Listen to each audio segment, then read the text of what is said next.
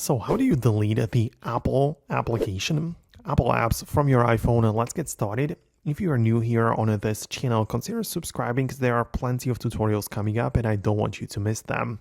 Anyways, there are some Apple apps which you can just hold down on and delete. For example, Apple Maps, right? You can just literally find it like that, hold it down on it and click on delete from the phone, right? And it's just going to disappear. So some of the apps work well, right?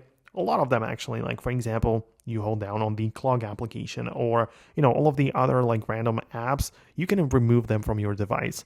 But there are some other set of Apple applications which you cannot really remove. For example, the Safari or Camera App Store, and these kind of applications cannot be deleted from the iPhone.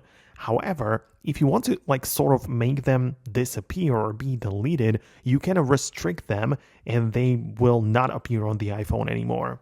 You can find it in the settings, then by going to the screen time section, and there you can find content and privacy restrictions. So make sure you enable it, and then inside of the allowed apps and features, you can turn off those individual apps, right? So for example, you can disable the mail or Safari, camera, wallet, and those things and features which I was talking about, which you cannot like really delete from the phone the regular way, but you can restrict it this way.